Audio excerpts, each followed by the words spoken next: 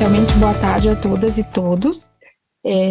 Obrigada pela participação nesse evento, que é um evento de promoção de saúde no Ministério Público Federal, planejado e organizado de forma integrada pela Procuradoria Regional da República da Quinta Região e pela Secretaria de Serviços Integrados de Saúde da PGR.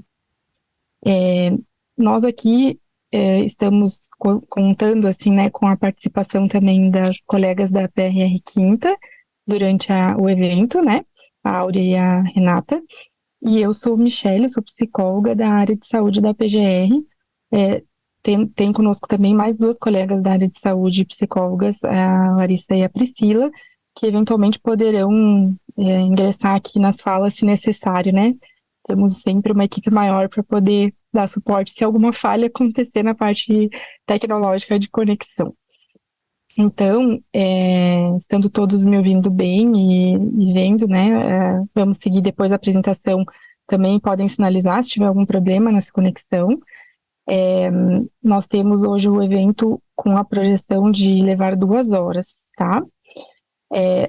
Eu gostaria de lembrar, assim, que esses eventos de promoção de saúde, nós temos feito essa proposta de fazer a gravação do evento, dessa parte expositiva, e isso ficar disponível depois no canal do YouTube ou no portal da saúde, no Ministério Público da União, para que as pessoas possam acessar conteúdos de qualidade, né?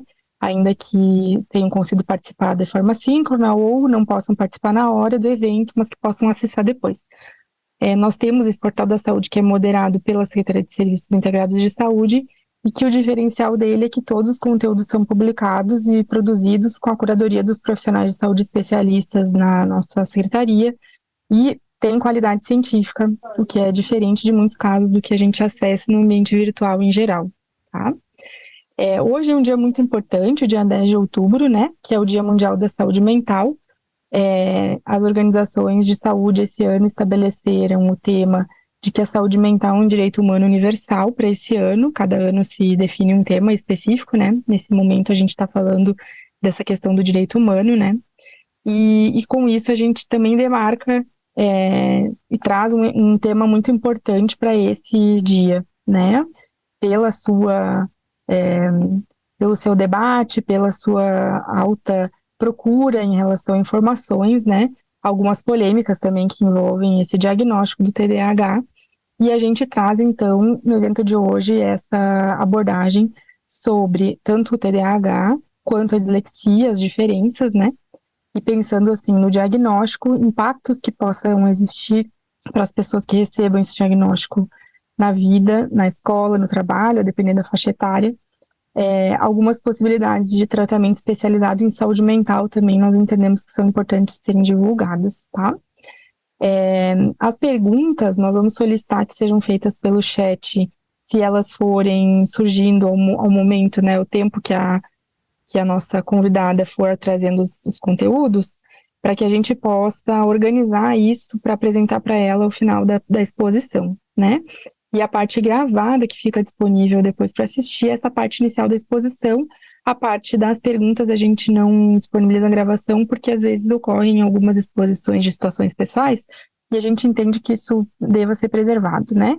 Então, tudo que você queira colocar para a palestrante enquanto ela estiver expondo, fica no chat até o final dessa primeira parte, e aí depois nós vamos passar para ela. E também é possível fazer as perguntas nesse segundo momento, a própria pessoa solicitando, né, levantando a mão para receber a palavra. Durante o período da exposição, a gente solicita que o microfone fique desligado para que a gente não tenha interferências na parte do som, né, a respeito da exposição. Nós temos aqui, então, também a informação de que os participantes inscritos pelo Horus podem solicitar o adicional de qualificação e é necessário preencher a lista de presença, que vai ser colocada no chat em alguns momentos também. Também solicitamos a preenchimento da avaliação de reação, que também vai ficar uns links no chat. E por conta da questão de nós termos sempre uma tentativa na Secretaria de Saúde de trazer eventos que atendam o interesse do público interno do MPF, também existe um formulário para participação no evento, que é da Secretaria de Saúde, que coleta essas informações de interesse, né? Então, nós vamos ter esses 3 links disponibilizados no chat, a gente solicita que vocês gentilmente preencham. Então, a nossa conversa de hoje, ela vai ser, vai trazer esses 2 temas, o TDAH e a dislexia. A nossa convidada é a psicóloga Renata Maria Toscano Barreto Lira Nogueira. Ela é doutora em Neurociências e Comportamento pela Universidade de São Paulo. É mestre também em Psicologia Social pela Universidade Federal da Paraíba e é professora da Universidade Federal de Pernambuco. Então, a gente deseja que vocês aproveitem, façam bastante perguntas, aproveitem bem o evento e a nossa convidada que é muito qualificada para esse tema. Nós podemos agora passar a palavra, então, para a doutora Renata e fechamos nossos microfones todos, né? Respeitando, então, as regrinhas, tá? Boa tarde. Bom, boa tarde a todos, todo mundo me escutando bem. Eu gostaria de agradecer, né, o convite de poder conversar um pouco com vocês sobre esse tema, que, como a Michelle falou, é um tema bastante polêmico, mas que, como a gente vai ver ao longo da nossa conversa, tem grandes repercussões para a qualidade de vida da pessoa que tem um diagnóstico, mas principalmente também para aquelas pessoas que circundam, né, que convivem diariamente com as pessoas que têm o diagnóstico de TDAH ou, né, eventualmente dislexia ou uma comorbidade. Então, a proposta que eu gostaria de cumprir com vocês era que a gente pudesse, vou tentar fazer uma apresentação de 1 hora ou talvez menos, ou ver se eu dou uma corridinha para a gente poder conversar, que eu acho que é o momento realmente de maior ganho, né, porque depois da gente ter conversado de maneira geral, vocês vão poder tirar as dúvidas, a gente vai poder conversar e construir alguma coisa que para vocês, né, seja benéfico e vocês possam ser multiplicadores de informação, tanto para o uso de vocês, quanto para aquelas pessoas com quem vocês convivem, né, diariamente. Então, estou muito feliz de poder estar aqui, né, agradecer novamente a oportunidade de conversar, agradecer o convite da Áurea, da Renata, da Michelle, que foram tão atenciosas, né, na construção, elas se empenharam bastante, né, em poder proporcionar esse momento, então gostaria de agradecê-las. Deixa eu ver aqui como é que eu vou passar. Gente, essa plataforma aqui é um pouco nova para mim, eu estou tentando. Ok, pronto. Como a Michelle falou, né, eu sou professora aqui do Departamento de Psicologia da Universidade Federal de Pernambuco e também integro o corpo docente permanente do Programa de Psicologia Cognitiva aqui do UFPE e coordeno o Laboratório de Neurociência Cognitiva, né, que é o que eu faço. Minha formação é psicóloga, mas eu trabalho com neurociência cognitiva, eu sou neurocientista de formação. Então, e tudo que eu for conversar com vocês aqui vai partir dessa perspectiva, né, do comportamento humano nessa interface com a psicologia, com a neurociência, com o cérebro, né, com a funcionalidade desse indivíduo em todas as dimensões da sua vida, certo? Então, o que a gente vai conversar hoje é sobre déficit de atenção, né, hiperatividade e a diferença e a interface com a própria dislexia, mas evidenciar principalmente o que é que difere esses dois e o que é que isso repercute para a vida desse indivíduo, como é que a gente trata, qual é o manejo que nós, né, enquanto profissionais e enquanto familiares, né, ou até pacientes convivem com podem conviver com esse diagnóstico, né, da melhor forma possível. Bom, antes da gente conversar efetivamente sobre o que é o TDAH, né, e a dislexia, eu queria deixar bem claro para vocês uma coisa. Desse mundo do diagnóstico, né, das patologias do transtorno, nós temos basicamente 2 tipos de manuais que são o nosso norte, que são o nosso farol, que nos auxiliam a fechar esses diagnósticos que chegam para a gente, né, na clínica, no hospital, no consultório. Então, a gente tem basicamente 2 grandes manuais e eu queria que vocês entendessem essas diferenças, porque eventualmente vocês vão se deparar com eles, seja no consultório, seja pesquisando, que nós sabemos que quando nós estamos buscando um conhecimento, buscando informação, a gente se depara com alguns conhecimentos que a gente não tem domínio. Então, eu quero clarificar para vocês, para que vocês, quando vocês se depararem com isso, saibam do que vocês estão, o que vocês estão lendo, saibam de que trata, certo?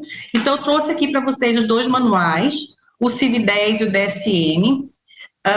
E eu queria explicar para vocês qual é a principal diferença entre eles, certo? O DSM-5-TR, que é o que a gente usa, que é o que está em vigência hoje em dia, ele é um manual que ele é construído, ele tem umas características distintas, né, peculiares. Primeiro, ele é organizado pela Associação Americana de Psiquiatria, certo? E nesse manual, os dois manuais, eles são construídos em função de ocorrências estatísticas de sintomas, de doenças, de transtornos, mas a característica do manual da APA, né, que é o DSM, é um manual que ele é feito baseado na população americana. Então, é um manual que ele se concentra no que acontece com a população americana. Uma outra característica é que o DSM, né, 5, o DSM-5-TR, ele trata especificamente de transtornos mentais, transtornos que a gente chama de transtornos neuropsiquiátricos. Vocês conhecem como depressão, ansiedade, transtorno de personalidade, transtornos mentais, transtornos neuropsiquiátricos. Ele trata especificamente sobre isso. E em função dessa peculiaridade, dessa característica, ele trata esses transtornos de maneira mais detalhada, né, de maneira mais específica em função dos sintomas, e por esse motivo ele é utilizado principalmente naqueles ambientes, naqueles lugares que se fazem pesquisa, isso aqui no Brasil, né, porque, obviamente, na América do Norte ele é utilizado na clínica também, mas a gente aqui no Brasil utiliza esse manual principalmente no ambiente de pesquisa, em função desse detalhamento sintomatológico que ele traz. Mas ele tem essa característica de ser um manual especificamente baseado, construído numa realidade americana. E, além disso, ele é um manual que ele gera renda para essa associação de psiquiatria americana, porque você precisa pagar para usá-lo, você precisa comprar esse manual. Em contrapartida, nós temos o CID-10, que é um manual também estatístico, também baseado em ocorrência de sintomatológica, de transtornos, de doenças, mas ele tem algumas características que diferenciam, né, o CID-11, no caso, que é o que está em vigor agora, né, o CID-11 do DSM, tá? O CID-11, ele é um manual que foi criado pela Organização Mundial de Saúde. Então, a Organização Mundial de Saúde, ela avalia, ela investiga a ocorrência das doenças de maneira global e, baseado nisso, ela constitui o seu manual nosográfico, que é um manual que fala sobre as doenças e sobre todas as doenças.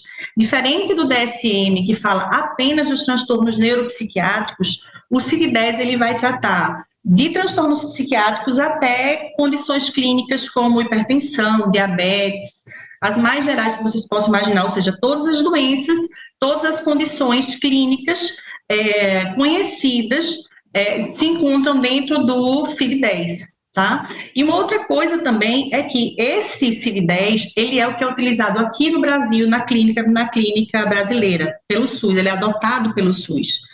Então, por esse motivo, tá? E outra coisa também que é interessante da gente pontuar é que o CID-10, o CID-11, no caso, diferente do DSM, ele está aberto para a população.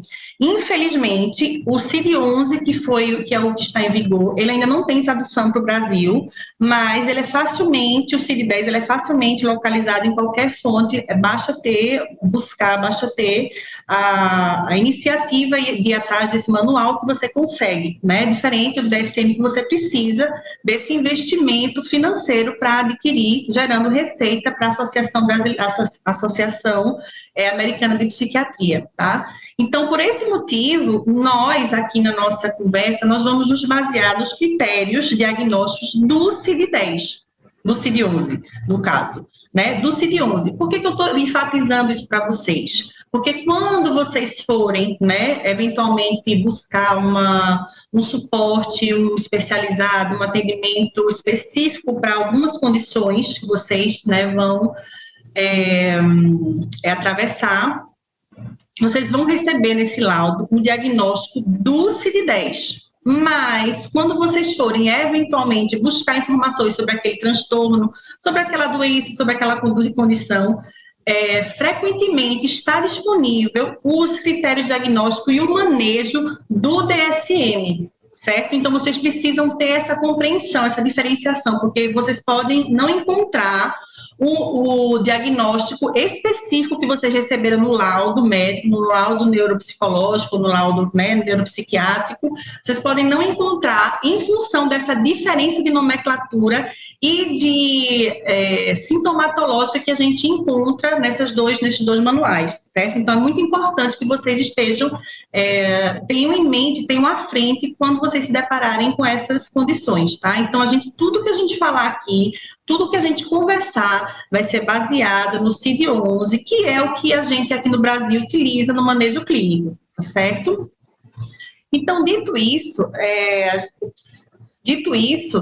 a gente pode, de fato, começar a nossa conversa explicando, né, o que é de fato esse TDAH, o que é esse transtorno déficit de atenção que tem ganhado, né, nos últimos anos uma notoriedade muito grande, parece, né, junto com os transtornos psiquiátricos, que todo mundo tem TDAH, ou como a gente, né, é comum a gente escutar na nossa vida cotidiana, que todo mundo tem um pouquinho de TDAH, que isso é uma inverdade, certo? Eu espero que a gente saia daqui com desmistificada essa crença de que todo mundo tem um pouquinho de TDAH, isso não é verdade, certo? O TDAH, ele é um transtorno neuropsiquiátrico com consequências graves quando não tratado, quando não diagnosticado precocemente e tratado de maneira adequada, certo? Então, o TDAH não é todo mundo não tem um pouquinho de TDAH, não.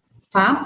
Então, o que é o TDAH? O TDAH ele é um transtorno do neurodesenvolvimento, ela é uma síndrome crônica. O que é uma síndrome crônica? Que ela não vai, a gente maneja os sintomas, a gente coordena a convivência desse transtorno com a nossa vida. Você não vai tratar para curar o TDAH, você não vai ficar curado do TDAH como você fica de uma gripe, como você fica, não sei, né, alguma condição clínica que você obtém a remissão sintomatológica, às vezes até nos quadros, né, nos quadros de depressão, de transtorno de ansiedade generalizado, você tem uma remissão sintomatológica, né, ao TDAH você tem uma permanência, ela é crônico, você aprende a conviver com esta condição neuropsiquiátrica, e o que acontece é que você vai se tornando apto, né, você vai se tornando capaz de conviver ou de integrar, de manejar essas condições, esses sintomas que são característicos do TDAH, tá? Então, para a gente compreender o TDAH, é importante que a gente se lembre ou que a gente compreenda que existem 3 grupos satélites de sintomatologia, que a gente vai ver lá na frente, eu vou mencionar aqui, mas depois a gente vai desmiuçar um pouco mais. Mas o TDAH, ele se organiza em função de 3 grupos satélites de sintomas. Um, que é o que a gente chama de desatenção, o outro, que é a hiperatividade, e o outro que a gente chama de impulsividade. Então, existem pontos, né, de comportamentais que englobam esses grandes sintomas, esses grandes núcleos de sintomas do TDAH. Mas para que a gente tenha, né, a gente vai falar no diagnóstico mais lá na frente, mas só antecipando, mas para que a gente tenha de fato, né, a compreensão ou a indicação de que esse paciente, de que esse indivíduo, ele é portador do TDAH, ele tem o TDAH, é importante que esses sintomas, eles apareçam, eles estejam presentes em pelo menos 2 dimensões da vida desse indivíduo, certo? Uma na dimensão acadêmica ou laboral, né, no caso de nós adultos, acadêmica no caso das nossas crianças, adolescentes, né, jovens adultos, na condição social, na nossa relações, né, sociais, e nas nossas relações familiares, certo? Agora, é importante a gente ressaltar que esses sintomas presentes em pelo menos duas dessas nossas dimensões, porque nós somos organismos, né, multidimensionais, então, esses sintomas presentes nessas dimensões das nossas vidas, esses sintomas, eles precisam desorganizar, eles precisam desestabilizar, eles precisam trazer uma desorganização ou consequências graves para a vida desse indivíduo, consequências que impeçam o que a gente chama da qualidade de vida, a funcionalidade e a adaptabilidade desse indivíduo, né, desse sujeito, dessa pessoa, tá? Então, porque eu estou enfatizando isso para vocês, porque normalmente a gente escuta as pessoas, mas eu esqueço muito a chave do carro, eu esqueço muitas coisas, mas isso é um sintoma, certo? Presente, né, nas diferentes dimensões, mas só um único sintoma não é suficiente para que a gente feche um diagnóstico, para que a gente considere uma investigação mais acurada para um tratamento, né, dessa condição, tá? Então, é importante a gente entender que esses sintomas, eles têm que estar presentes em pelo menos uma dessas dimensões da vida e elas sejam desorganizadoras, eles sejam desestruturantes e tragam consequências para a funcionalidade, para a adaptação desse organismo na vida dele, desse indivíduo na vida dele, tá? Uma outra coisa que eu quero comentar também com vocês é sobre a nomenclatura, né? A gente escuta menção, a gente vê menção sobre é o TDA, é um TDAH, é um TDAH, é um DDA, ou é um TDD, ou é um TDAH, certo? Então, todas essas nomenclaturas aqui, elas são nomenclaturas que fazem parte da história, da construção desse transtorno, né, da descoberta ou do mapeamento desse transtorno.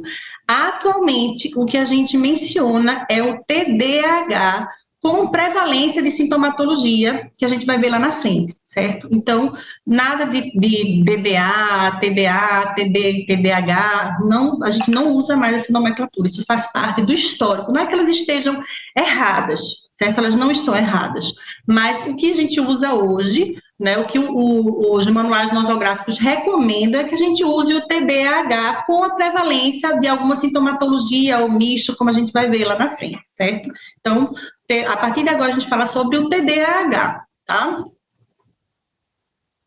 Bom, dando continuidade, o que é exatamente esse TDAH? Como é que ele se desenvolve? Como é que ele afeta, né, a qualidade de vida? Eu falei tanto aqui sobre qualidade de vida, falei tanto sobre funcionalidade, adaptabilidade dessa pessoa, né, nas suas diferentes dimensões da vida. Então, eu quero conversar com vocês um pouco sobre isso, para que vocês possam ter uma dimensão da importância de estar atento a um possível diagnóstico desses sintomas, porque isso traz repercussões muito sérias, graves e extremo sofrimento para o indivíduo que tem o TDAH e não é tratado, ou que não é diagnosticado de maneira adequada, certo? Então, como é que isso se desenvolve, tá? Eu trouxe para vocês aqui algumas lembretes para a gente discutir, que tratam sobre a etiologia, como é que acontece, como é que esse TDAH ele progride clinicamente, desde criança até a fase adulta, né? Como é que o que a gente sabe hoje, o que a gente vislumbra do que está por trás desse surgimento desse TDAH, tá? Então, para começar, eu queria iniciar falando um pouco sobre essa etiologia. O que é essa etiologia? Como é que surge o TDAH? O que a gente sabe hoje em dia? Tá? Eu não sei se vocês estão conseguindo ver minha setinha, que é exatamente essas caixinhas que estão aqui nessa coloração meio, não dá para ver muito bem aqui, mas é uma coloração como se fosse meio um amarelinho, um bege, que fala sobre essas condições que são gatilhos, que nós compreendemos como sendo os fatores de desenvolvimento do TDAH. Então, a primeira coisa que a gente sabe, certo, é que o TDAH, ele tem um fundo genético muito forte. Ele tem uma predisposição genética muito forte. Tanto que os estudos epidemiológicos mostram que os pacientes que têm o diagnóstico de TDAH, normalmente, naturalmente, eles têm um parente em primeiro grau que tem comportamentos compatíveis com o TDAH. Por que eu estou falando de comportamentos compatíveis? Porque durante a década de 80, 90, né, os nossos pais, os nossos, né, irmãos, eventualmente tinham um perfil compatível com diagnósticos, mas não foram diagnosticados, porque naquele momento o TDAH, a compreensão do que era o TDAH ainda estava sendo cunhado. Então, normalmente, um filho, né, ou um neto, ele tem o diagnóstico do TDAH, e quando a gente vai investigar o histórico familiar, a gente encontra perfis, né, do avô, do pai, do tio, que são compatíveis com o diagnóstico do TDAH, certo? Então, a gente tem uma predisposição genética muito forte, mas notem que uma predisposição genética, né, uma determinação genética, ela é uma condição genética que facilita, que está predisposto ao desenvolvimento de algo. Não é que uma predisposição genética, uma determinação genética, ela seja uma sentença inimutável. Na verdade, não é. Mas ela cria um ambiente favorável para. Ela cria uma predisposição, uma facilitação para que uma condição ela se instaure, certo? Então, a gente sabe que o TDAH ela tem essa característica. Outras evidências que nós temos, né, outras evidências científicas também mostram que um ambiente intrauterino, uma exposição intrauterina, um desenvolvimento, né, pré-natal de ambientes patogênicos, eles também podem desenvolver, eles também podem eliciar, né, quadros futuros de crianças com quadro do TDAH, né, de pessoas com quadro de TDAH. Então, uma exposição fetal ao álcool, à nicotina, ao abuso de substâncias pode ser uma condição desencadeadora, né? Porque isso promove o que a gente chama de mudanças epigenéticas, que são mudanças na formação genética daquele indivíduo. Então, aquele indivíduo, se não tivesse sido exposto nessa condição pré-natal perniciosa, eventualmente ele não desenvolveria aquele quadro neuropsiquiátrico. Mas, em função de um ambiente, né, intrauterino comprometido ou desfavorável, faz com que mude, né, que altere a expressão gênica desse feto, dessa criança, e aí você tem uma condição, né, uma condição determinada geneticamente em função dessa mudança epigenética, certo? Outras condições também que a gente reconhece como sendo relacionadas a essa etopatogenia, né, essa etiologia, são influências, que a gente chama das influências ambientais, certo? Então, o indivíduo inserido num ambiente psicossocial instável, familiar caótico, de instabilidade ou de insegurança, ou uma incompatibilidade na relação com seus pares, uma rejeição por seus pares, um ambiente escolar de pouca identificação. Então, são condições que são facilitadoras, são condições que elas propiciam, criam o que a gente chama, né, infelizmente, de um ambiente ótimo para a eclosão desses sintomas. Lembra que eu falei da predisposição genética associada a uma condição que seja favorável, né? Então, você tem, eventualmente, uma condição genética que é favorável e você encontra um ambiente psicossocial, um ambiente socioafetivo, vamos dizer assim, o termo adequado assim, não é muito bom, mas é um ambiente que ele facilita, né, que ele acentua aquela predisposição genética, um gatilho para aquela predisposição genética, né? Então, a gente também tem essa compreensão. E uma outra coisa também que é importante a gente ter ciência é que, assim, a alta prevalência, a alta incidência de comorbidades associadas ao TDAH, porque como a gente vai ver lá na frente, o TDAH, ele cria, né, ele é caracterizado por comportamentos de risco, né, comportamentos de impulsividade, que são alinhados com a eclosão de outras comorbidades que o indivíduo nem desenvolveria, mas que, em função desses comportamentos do TDAH, esse indivíduo ele desenvolve essas comorbidades, como é o caso da depressão, né, os comportamentos suicidas, de autolesão, os transtornos de ansiedade, os comportamentos adictos, são muito comuns nos pacientes com TDAH, certo? Então, essas condições, né, de comorbidades associadas com o TDAH, tá? Então, essas são algumas situações que são de grande risco, de grande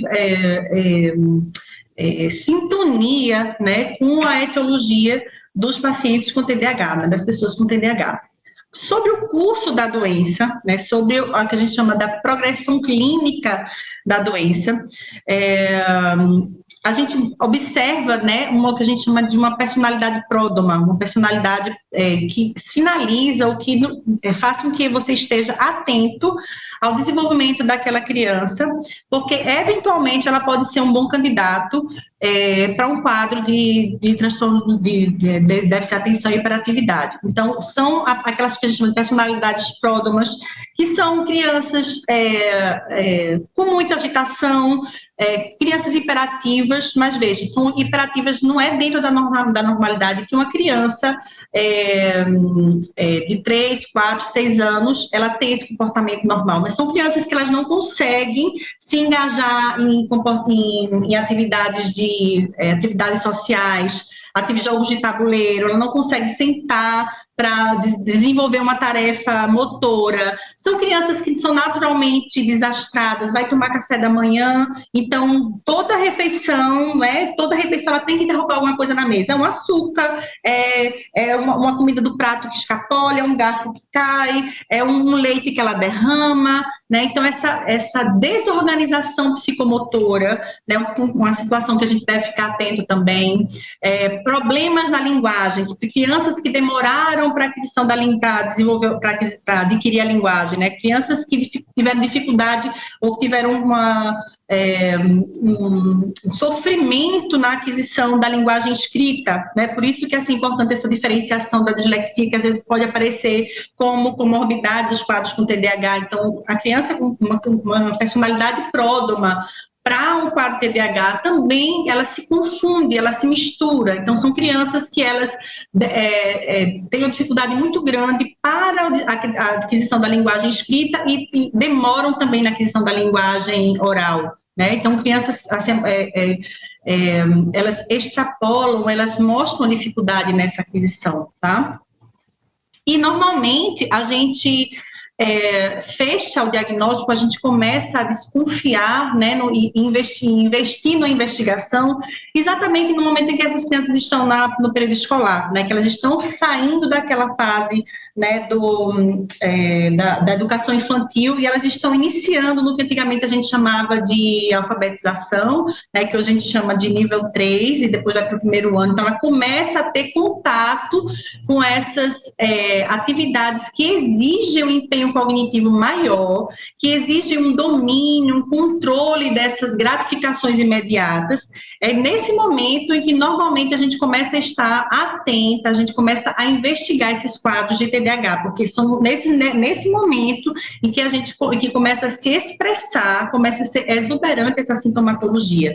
Então, são crianças que têm uma labilidade emocional muito grande, elas se chateiam muito rápido, mas em pouco tempo elas já estão, né, como se nada tivesse acontecido, ou ela não consegue estabelecer relações socioafetivas produtivas com crianças da idade dela, não consegue se engajar socioafetivamente com essas crianças. Então, a gente já começa a iniciar uma situação que é bastante conflituosa nos quadros com TDAH, que é a rejeição pelos seus pares. Então, tudo isso são sinais de alerta e que ajudam em fechar o diagnóstico do TDAH. Né? E depois, quando a criança ela sai desse período da infância e entra na adolescência, onde a gente tem a expressão sintomatológica do TDAH em toda a sua exuberância. Então, você vai ter todos aqueles comportamentos de risco, comportamentos disruptivos, dificuldade, o que a gente chama o fracasso escolar, dificuldade escolar, a dificuldade nesse engajamento, né, onde a gente tem com seus pares, aí a gente vai ter a questão da rejeição dos pares, aí você entra um quadro, né, de baixa autoestima, você começa a ter instalado o que a gente chama das comorbidades, que são comorbidades satélites do TDAH, e que muitas vezes mascaram o diagnóstico do TDAH, porque como sendo o cerne, né, desses transtornos. Então você tem, é como se você eclodisse sintomas e transtornos que terminam mascarando, obnubilando o real motivo daquelas condições neuropsiquiátricas, que é o TDAH, certo? Então, na adolescência, é onde a gente tem a exuberância dos sintomas, onde a gente tem realmente, né, o TDAH em toda a sua força, né, em toda a sua expressão, tá? E é nesse momento também que os nossos adolescentes, eles começam a desenvolver comportamentos adictos, certo? Comportamentos adictos de toda a natureza, comportamentos de jogos online, uso de substâncias ilícitas, nicotina, álcool, comportamentos sexuais de risco, dependência de compras. Então, o TDAH, ele tem essa característica, né? Em função dessa necessidade de gratificação imediata, em função dessa necessidade que os pacientes com TDAH têm de retardar uma gratificação, os pacientes com TDAH, eles têm essa necessidade, eles têm essa busca, né, por um prazer imediato. E qual é a maior fonte de prazer imediato que não seja os comportamentos adictos, né? Então, é muito comum que esse perfil, né, de transtorno, ele desenvolva esses comportamentos de adicção, tá? E é muito comum também iniciar nessa fase da adolescência. E por fim, né, seguindo essa linha de desenvolvimento, a gente tem, né, a adultez, onde a gente tem uma atenuação dessa sintomatologia. Mas como eu falei com vocês no início, não é que essa sintomatologia ela tenha desaparecido, mas esse indivíduo, ou ele tem, o que eu falei para vocês, dessas comorbidades satélites que eclodiram em função do TDAH, ou esses indivíduos, eles aprendem, né, a manejar, aprendem a contornar e conviver com essa sintomatologia. Mas esse conviver, contornar essa sintomatologia não quer dizer que isso atenue o estado de sofrimento ou que isso atenue os comprometimentos socioeconômicos, né, afetivos desse indivíduo. Ele apenas aprende a conviver com esses sintomas, mas todos os prejuízos, eles continuam lá, certo? E aí a gente também tem, né, os quadros, né, a permanência do abuso de substância, dos quadros de inabilidade social, né, aí a gente tem os esfacelamentos familiares na fase adulta, em função também do TDAH. Certo? Então, vejam como esse percurso clínico, principalmente o percurso clínico não tratado, ele é fonte de extrema desestabilidade e sofrimento para esse indivíduo, para os seus familiares, certo? E, por fim, a gente tem, né, eu queria trazer para vocês muito superficialmente, só a título de conhecimento mesmo, um pouco sobre a patofisiologia, né, do transtorno do TDAH, porque o TDAH, ele é uma condição que ele é puramente clínica. Nós não temos marcadores objetivos. A gente não pode fazer um exame de sangue e ver que você tem uma taxa alterada, uma enzima, né, que não deveria estar lá. Não, isso não acontece. Tá?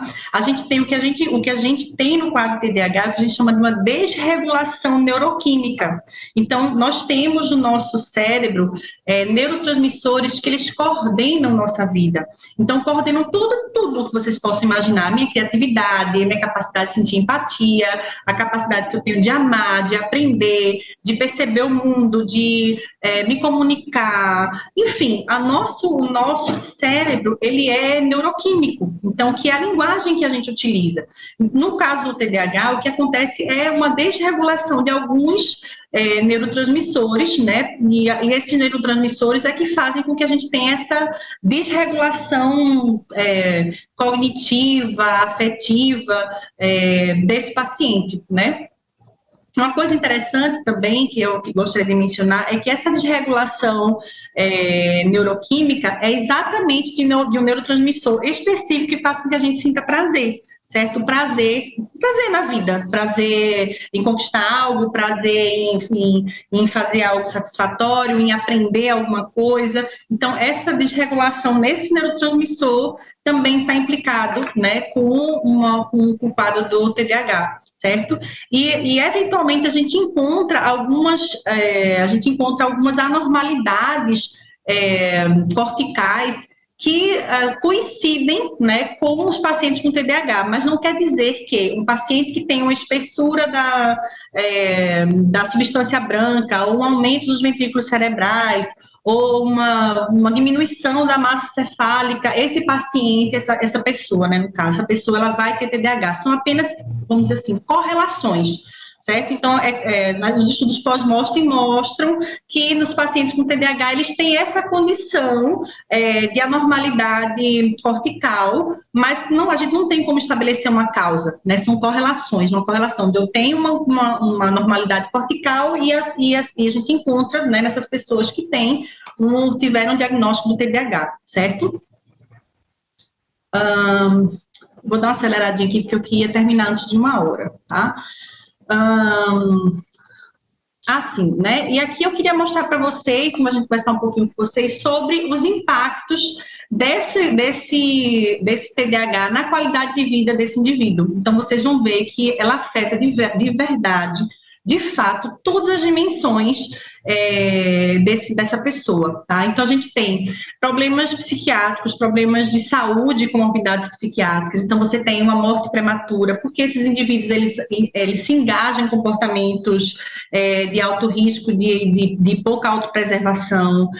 São indivíduos que estão propensos a ganho de peso, obesidade e hipertensão, em função dessa busca de gratificação imediata. Qual é a maior gratificação, ou pelo menos na maioria das vezes, né, para a maior parte das pessoas, qual é o que nos gratifica mais, né? O que é mais prazeroso para a gente? A ingestão de alimentos.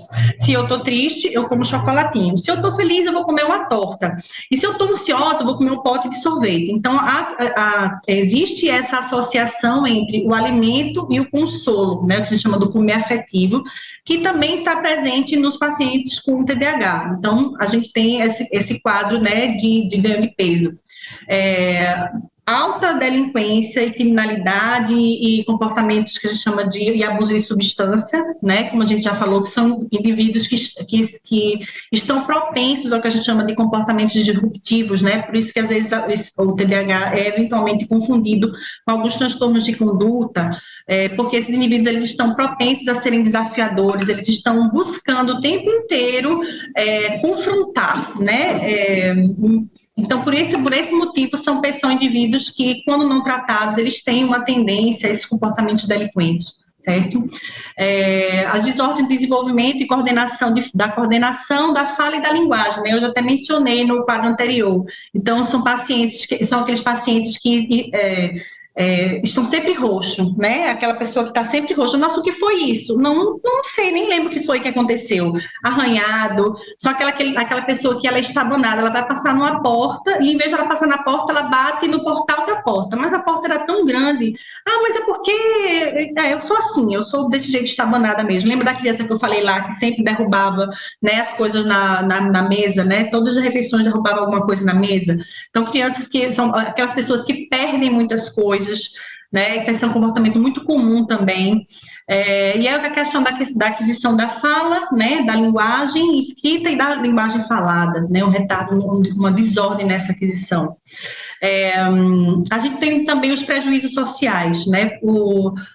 É muito comum, né, que esses indivíduos, na fase adulta, eles se engajem em desarmonia matrimonial, altos índices de separação e divórcio, problemas familiares, né, inclusive problemas legais mesmo. Lembra que eu falei lá dos comportamentos impulsivos, né, a busca imediata de uma gratificação. Então, é comum também esses problemas legais de detenção também. Esse fracasso, né, matrimonial, esse fracasso conjugal, ele está também associado à dificuldade de uma gestão, de uma organização desse indivíduo nas menores coisas do cotidiano, seja a organização, desde a organização financeira, eu tenho salário, como é que eu vou gerir esse salário para que eu possa quitar todos os meus compromissos da vida adulta, né, todos os boletos, né, que diz que a vida adulta é você pagar boleto, então você gerir esse dinheiro para você pagar todos os seus boletos e ao mesmo tempo você construir ou manter algo para uma construção de alguma coisa, então uma dificuldade desde gerir a questão financeira, certo? Até uma dificuldade em gerir os menores elementos, os menores detalhes de uma vida cotidiana, né, conjugal. Fechar a porta da geladeira, apagar a luz, sistematicamente e recorrentemente, esse indivíduo ele tem dificuldade nessa organização e nesse planejamento de execução de tarefas, né, das mais complexas às mais simples. Competências sociais e relações familiares, né? Em função dessa dificuldade, você tem um comprometimento, né? Você tem uma dificuldade nesse engajamento socioafetivo, porque isso termina comprometendo essas relações, né? Essa confiabilidade, né? Inclusive laboral também. São indivíduos que perdem muito prazo, são indivíduos que não conseguem gerir o seu tempo, né? Principalmente assim, essa percepção espaço-tempo, né? Essa percepção temporal é superestimada, ele acha que vai conseguir fazer muitas coisas em pouco tempo e, na verdade, não vai, né? Então, isso só tem esse impacto também. E também um outro impacto que vale ser mencionado são as questões, né? São as disfunções psicológicas advindas do TDAH. Então, são indivíduos que têm, é muito frequente ideações suicidas, tentativa de suicídio e suicídio efetivo, certo? Baixa qualidade de vida e baixa autoestima, porque esse indivíduo, ele não consegue fazer um gerenciamento da sua vida, né, de todas as dimensões de sua vida, como eu falei, afetiva, social, financeira, laboral, então começa a ter esse declínio, esse fracasso nessa gestão, então esse indivíduo começa a se auto-reconhecer como sendo uma pessoa incapaz.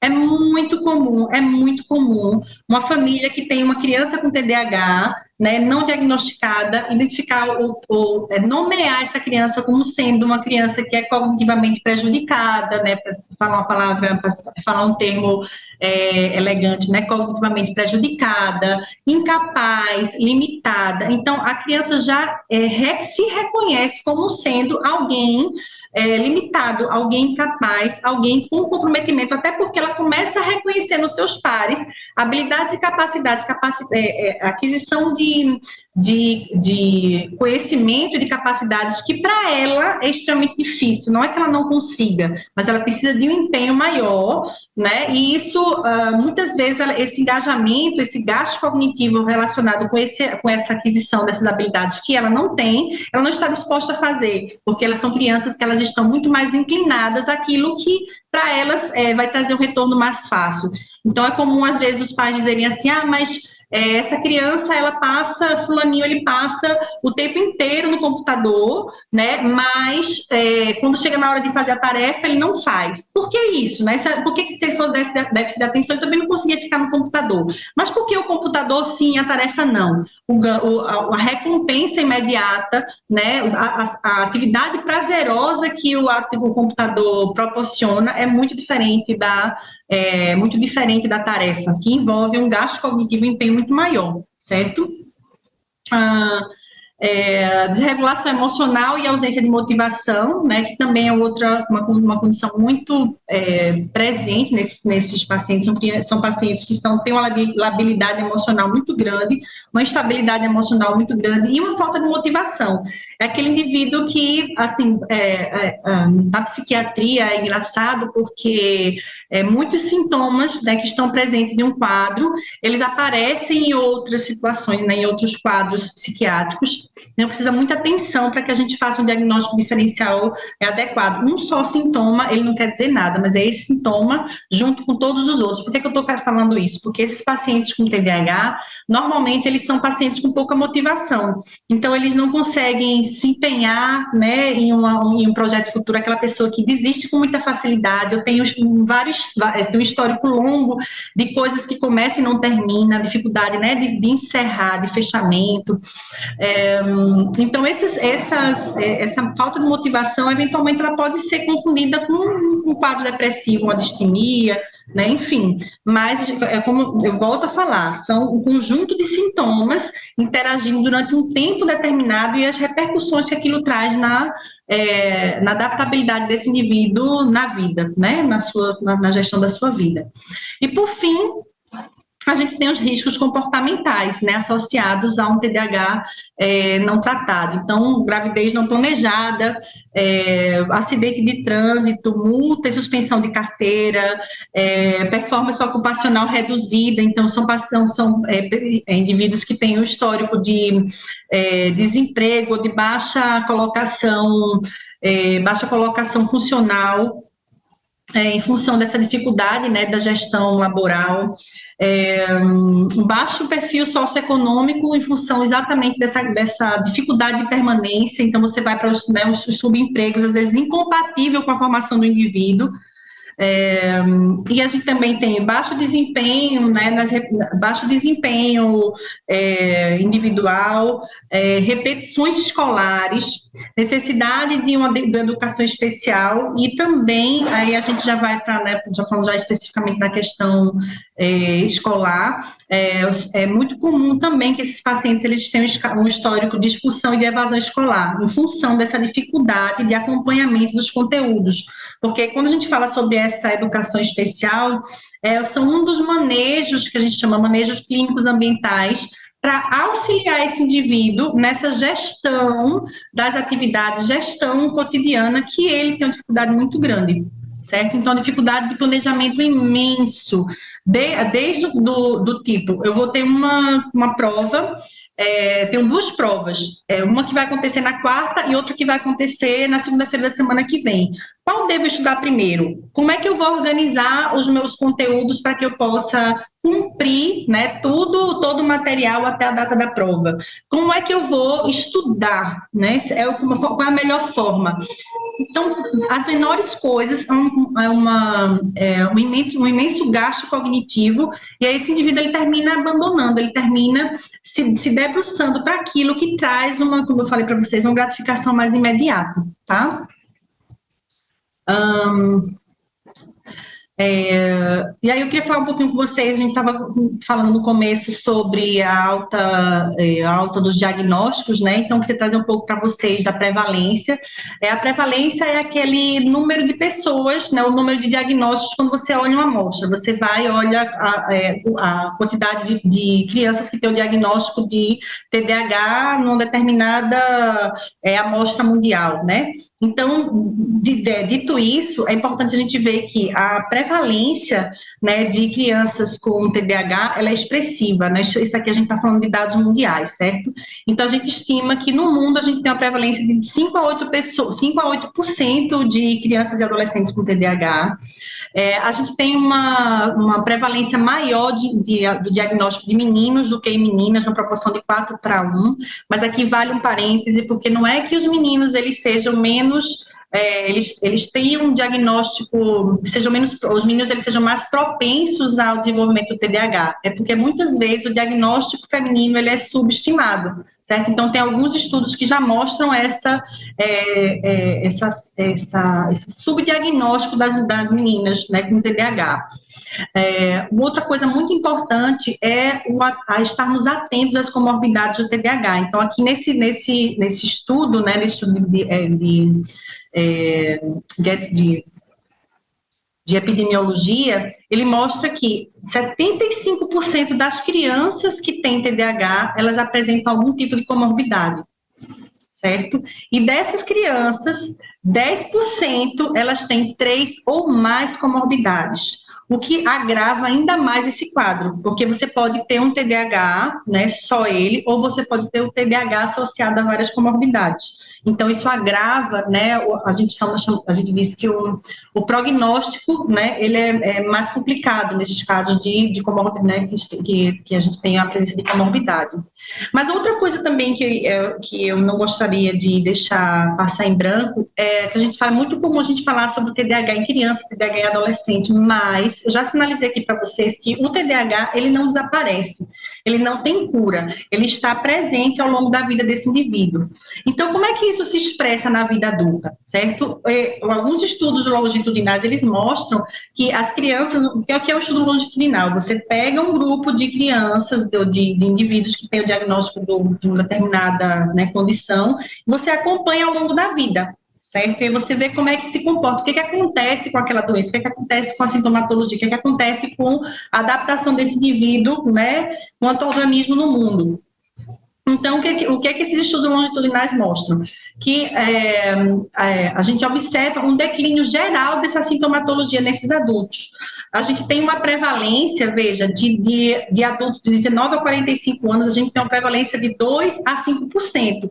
Mas eu falei lá para vocês que a prevalência em crianças e adolescentes ele ia de 5 a 8%. Então, a gente observa aqui um declínio dessa prevalência. Não é que, novamente, o TDAH desapareceu, não é que o TDAH curou, mas a gente tem uma atenuação sintomatológica, certo? Outra coisa também importante é que dessa população adulta com TDAH, 15% ele mostra que aquele quadro, né, persistente, aquele quadro de TDAH diagnosticado na infância, ele persiste, né, ele permanece.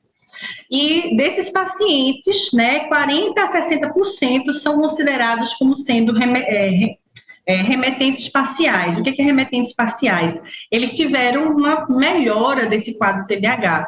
E aí, nesse estudo aqui, ele mostra um pouco isso, né, que o TDAH, ele está associado, sim, né, ele se modifica ao longo da vida, e esse estudo, ele serve para mostrar isso. Isso é um estudo, né, que foi publicado na Nature. E aí, deixa eu explicar aqui para vocês. Aqui embaixo, nessa parte que tem 0, 5, 10, 15, 20, isso são a média de anos, tá? E, no caso da idade dos participantes. E nesse outro eixo aqui, que tem 0, 25, 50, 75, ele fala sobre o percentual de persistência de alguns sintomas, né, de algumas condições. Então, nessa linha vermelha, ele fala sobre o que a gente chama de um prejuízo funcional. O que é um prejuízo funcional? Essa funcionalidade ou essa adaptabilidade desse indivíduo na vida, né? Como é que ele consegue gerenciar essas diferentes dimensões da vida dele. Então, a gente percebe que nessa amostra houve um declínio, né, de comprometimentos dessa funcionalidade. Então, a gente tinha aqui cerca de 80%, né, de indivíduos que tinham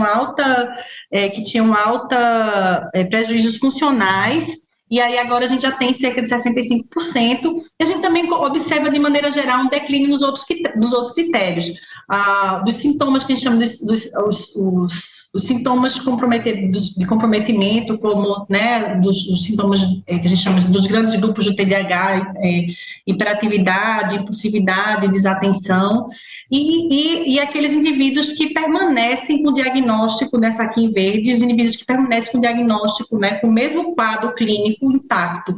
Então, de maneira geral, a gente observa que, ao longo da vida, esse perfil sintomatológico, ele vai sendo atenuado, ele não desaparece, ele é atenuado, certo?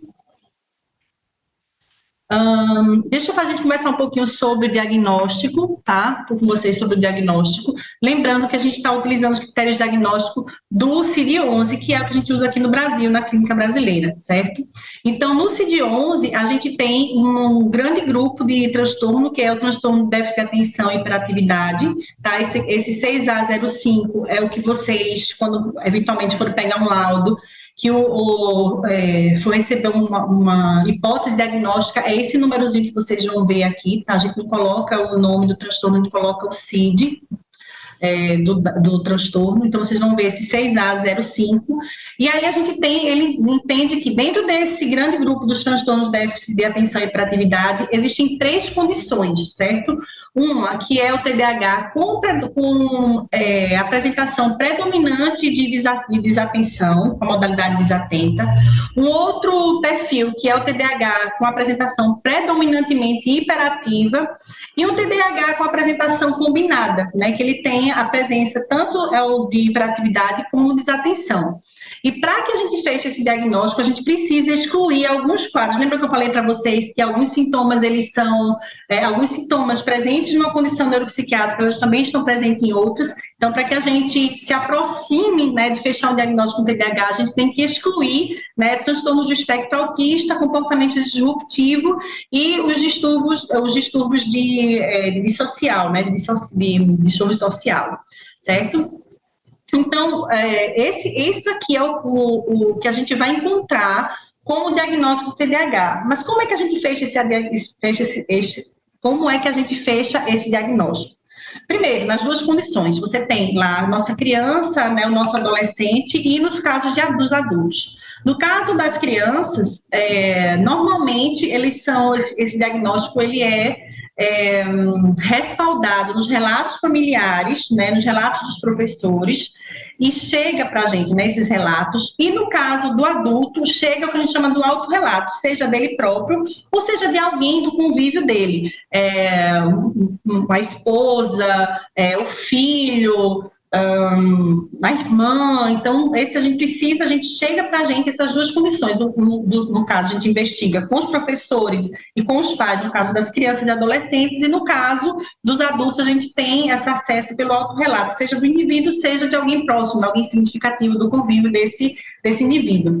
Depois que a gente chega, que a gente tem essas evidências, esses indícios, aí a gente volta para o CID-10, né, o CID-11 no caso, volta para o CID-11, no caso da pesquisa, para o DSM-5-TR, e aí a gente tenta identificar esses sintomas, né, daqueles 3 grandes sintomas satélites que eu falei para vocês, aqueles 3 grandes grupos de sintomas. A gente tenta identificar a presença daquelas condições na vida desse indivíduo, lembrando que esses sintomas eles têm que estar presentes a um tempo expressivo, tem que afetar, tem que comprometer pelo menos 2 dimensões da vida desse indivíduo, e que esses sintomas eles precisam desorganizar, eles precisam desestruturar essas dimensões, e obviamente, né, a ocorrência do sofrimento. E aí, depois que a gente tem essa compatibilidade desses eventuais sintomas, a gente precisa de uma avaliação neuropsicológica, porque, como eu falei para vocês, o TDAH, ele tem diagnóstico clínico, você não tem exames objetivos que falem sobre o diagnóstico, você pode, eventualmente, pedir alguns exames para excluir, lembra, a gente precisa excluir outras possibilidades de diagnóstico para chegar, por exclusão, ao diagnóstico do TDAH. Então, a avaliação neurocognitiva, a avaliação neuropsicológica, ela vai ter 2 funções, tá? Uma, ela vai auxiliar nesse diagnóstico, ela vai realmente respaldar o diagnóstico em função de disfunções, como a gente vai ver lá na frente, né? Disfunções que vão do ponto de vista do funcionamento cognitivo e socioafetivo, tá? E outra, ela vai auxiliar a identificar o perfil, se é um perfil desatento, se é um perfil hiperativo, né, impulsivo, se é um perfil misto, quais são os domínios que estão mais comprometidos, porque esse indivíduo ele vai precisar de um suporte, né, um suporte que pode ser medicamentoso, como eu coloquei lá na frente, e também terapêutico. No caso das crianças muito pequenininhas, as crianças pré-escolares, é recomendado que não se faça uso de tratamentos farmacológicos, mas que a gente use outras medidas, né, baseadas em evidência. E é importante frisar baseadas em evidências, porque existem uma sorte, né, de intervenções que não tem, né, nenhuma evidência científica da sua eficácia, a não ser a boa vontade da pessoa que usa ou daquela pessoa que recomenda o tratamento, né? Eu não vou entrar aqui nesse mérito, mas é importante que seja um tratamento baseado em evidências científicas, tá? E depois que você fecha esse diagnóstico, aí você vai investigar. Lembra que eu disse para vocês que é importante a gente investigar ou a gente identificar comorbidades, porque isso traz um prognóstico, tanto o tratamento como um prognóstico, né, o tratamento é adotado também, e também uma mudança do prognóstico desse quadro. Então, quando você tem a presença de comorbidades, você traz o tratamento de suporte dessas comorbidades e associado, né, ao o que a gente chama do PEC, né, de medicamentos e ou outros tratamentos não farmacológicos baseados em evidências científicas, certo? Se for sem comorbidades, você abandona esses tratamentos de suporte, você foca realmente no TDAH especificamente, tá? E aí eu trouxe aqui para vocês esse que eu chamei desse PEC de sintomas, né, desses três grandes conjuntos de desatenção, hiperatividade e impulsividade. Eu não vou entrar esmiuçar essas sintomatologias. Eu acredito que isso vai ficar disponível para vocês podem depois parar, né, a apresentação e olhar cada um deles, identificar cada um deles, mas é bastante característico, né, esses pacientes que têm esse perfil. Então, como eu falei para vocês, né, só para título de ilustração, aqui no quadro de hiperatividade, são pessoas que elas têm dificuldade muito grande nessa interação social, onde eu falo, e aí eu espero, termino a minha fala, eu espero que o outro se coloque e a gente possa, nesse dueto, manter um diálogo, né, um diálogo das pessoas. Nos pacientes com TDAH, né, em função desse perfil da hiperatividade, isso é praticamente, assim, impossível. Então, você atropela, você se sobrepõe, e às vezes você é tido como se uma pessoa desagradável, com baixa educação, né, no trato social. Então, isso traz uma série de consequências bastante graves, né, para esse paciente. E aí, assim, eu vou passar aqui bem rápido sobre os tratamentos, tá? Como é que a gente pode tratar? Então, a gente tem os tratamentos farmacológicos, essa aqui são os quatro, deixa eu ver, são quatro medicamentos que a gente usa para tratar o TDAH, certo? Que são os liberados aqui no Brasil. Existem outros, mas para a gente aqui são esses que nós utilizamos.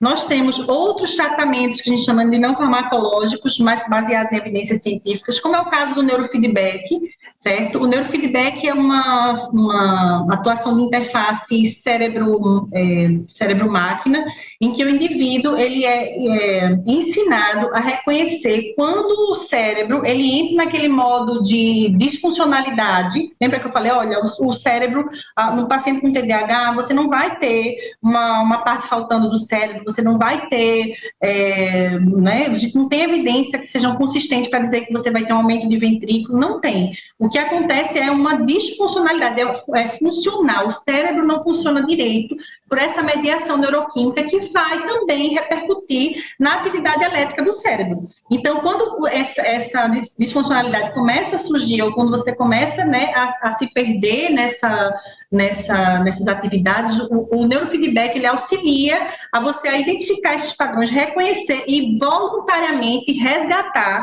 restaurar esse engajamento atencional, restaurar essa capacidade de controle de impulsividade, certo? Então, é muito eficiente porque, diferente dos medicamentos, ele não traz efeitos colaterais, né, que os medicamentos eles trazem, e ele é duradouro, porque nos medicamentos, uma peculiaridade do TDAH, né, você usa durante certo tempo, quando você tem que desempenhar uma tarefa. No caso das crianças, de segunda a sexta, porque elas precisam desempenhar uma atividade acadêmica. No caso de nós adultos, durante o período de trabalho, então você usa, de férias você não usa, final de semana você não usa, feriado você não usa, porque esses medicamentos, eles ajudam no gerenciamento dessas condições comportamentais que dificultam, né, a vida do paciente com TDAH. No caso do neurofeedback, você é ensinado a esse gerenciamento pelo reconhecimento de padrão de atividade do cérebro. Então, isso como a gente chama de um aprendizado, né? Então, independente de você estar no final de semana ou de você estar num período de trabalho, aquele benefício ele permanece, né? Sem contar que não tem efeitos colaterais, tá? Um outro tratamento que também é utilizado é o mindfulness. O mindfulness é nem assim, de maneira geral, tem vários protocolos de mindfulness, mas de maneira geral é um protocolo de atenção plena, né? O indivíduo ele é ensinado a estar presente no aqui e agora. Então, que é muito bem-vindo para um paciente com TDAH, porque ele está o tempo inteiro nessa flutuação atencional e nessa antecipação, por isso que é muito comum também em quadros de ansiedade, né, quadros de comorbidade de ansiedade, nessa antecipação, nessa agitação. Então, o mindfulness, ele tem encontrado resultados muito interessantes e muito benéficos, né, no tratamento do TDAH. E, por fim, né, a gente tem a intervenção neuropsicológica, porque lembra que eu falei, olha, a avaliação neuropsicológica tem duas funções. Uma, auxiliar no diagnóstico diferencial, identificar o perfil e as capacidades cognitivas mais disfuncionais. Então, na intervenção neuropsicológica, a gente vai fazer uma avaliação dessas funções cognitivas e socioafetivas das diferentes capacidades, tá? Eu coloquei aqui algumas que são mais comuns de investigação, mas existem outras, certo? Eu vou dar destaque aqui especificamente às funções executivas, que é uma capacidade cognitiva que a gente chama, né, de um grande envelope das funções executivas, que são capacidades cognitivas de alta ordem. Que capacidades cognitivas são essas? Nossa capacidade de planejamento, nossa capacidade de controle de impulsividade, né, que está associada à regulação emocional, a nossa capacidade de flexibilizar, né, flexibilizar o nosso comportamento frente a algo que não estava planejado, a nossa capacidade de resolver problemas, a nossa criatividade.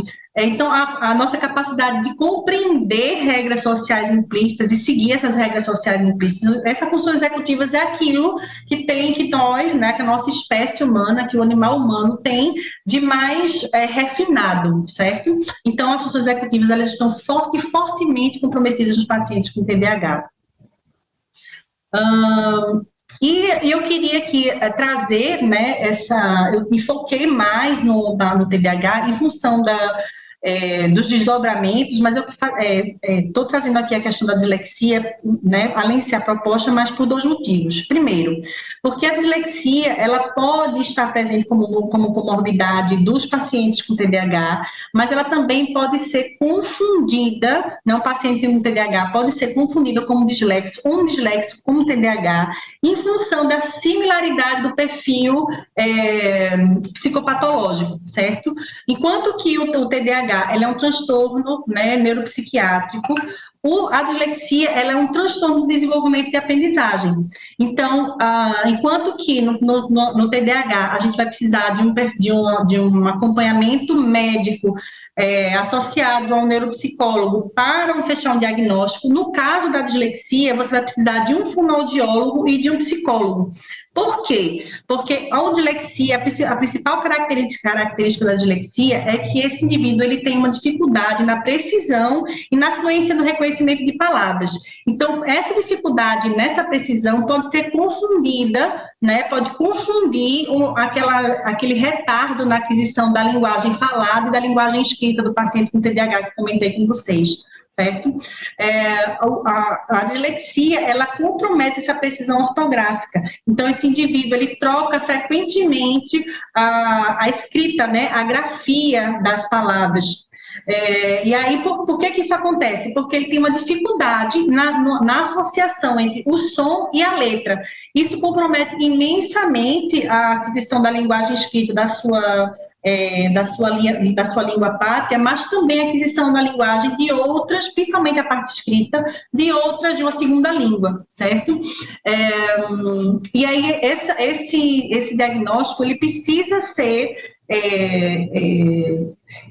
assim, concluído, né, com o acompanhamento fonoaudiológico e do psicólogo também, porque ele precisa fazer uma avaliação fonológica e o psicólogo precisa fazer uma avaliação intelectual, certo? Porque para excluir, né, que essa dificuldade de aquisição, né, essa dificuldade, essa perseveração de erros ortográficos incompatíveis com o desenvolvimento não estão sendo ocasionados por um comprometimento intelectual, por exemplo, um déficit cognitivo leve, por exemplo, certo? Então, esse diagnóstico ele é fechado por desses dois profissionais. E o que a gente vai fazer com esses pacientes que são disléxicos? Eu fiz uma longa exposição para vocês sobre o tratamento do TDAH, certo? E eu queria comentar um pouco com vocês sobre a dislexia, tá? Então, o que a gente faz da dislexia? A dislexia em si, ela não é medicada, certo? A gente faz a gente dirige um manejo ambiental, a partir de intervenções educacionais e intervenções terapêuticas. Essas intervenções educacionais sendo coordenadas pelo fonoaudiólogo, pelo psicopedagogo e manejos ambientais. Que manejos ambientais são esses? Manejos que auxiliem, né, que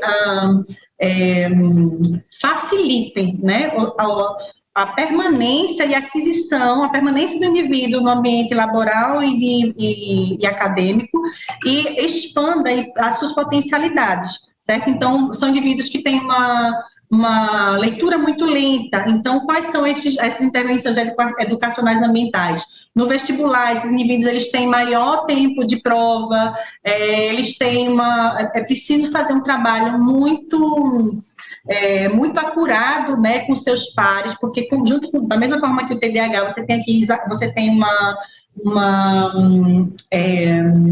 recusa, né, uma exclusão pelos seus pares, porque você não consegue, né, acompanhar o desempenho da turma. Então, é preciso fazer um trabalho muito incisivo sobre essa perseveração desses erros ortográficos, né, que termina fazendo com que o indivíduo ele entre no estado de autoestima, né, de compreensão de incapacidade. Então, daí é onde entra as intervenções terapêuticas da psicologia e da neuropsicologia, da psicologia como suporte terapêutico e da neuropsicologia para auxiliar nessas intervenções, né, para restabelecer ou para habilitar aquelas capacidades cognitivas que não puderam ser desenvolvidas, tá bom? Então, só para fazer esse arremate, né, a dislexia ela pode sim, né, ser subdiagnosticada e confundido como um TDAH, porque são crianças que, em função dessa dificuldade, elas podem desenvolver alguns comportamentos similares às crianças, aos indivíduos com TDAH, e que têm repercussões emocionais e laborais graves, porque esse indivíduo não tratado, ele vai encontrar uma série de dificuldades, né, do enquadramento funcional, né, na empregabilidade, na manutenção do emprego. Então, esses indivíduos terminam, quando não tratados, se engajando em atividades que são, às vezes, como eu falei para vocês, incompatíveis com o perfil do indivíduo. Então, eles precisam, merecem e devem ser tratados, tá? E aí, só para a gente fechar, o que a gente tem que fazer, né? O que a gente faz diante de tudo isso?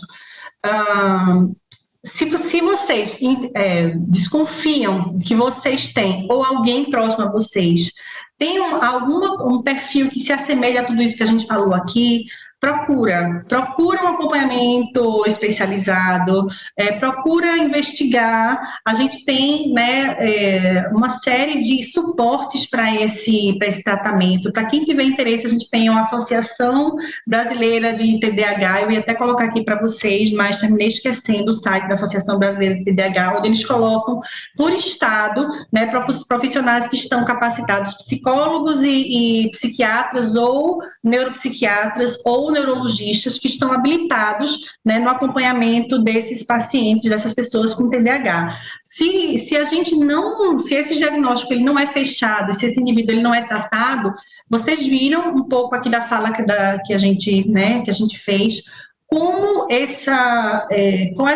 quão grave podem ser as repercussões na vida dessa pessoa, tá? Então, na mais leve suspeita, procura um acompanhamento especializado, tá certo? Para fazer essa investigação. Pronto, 1h10. É isso, gente. Eu dei meio uma corrida para poder a gente ter mais esse tempo para a gente conversar. Mas é isso.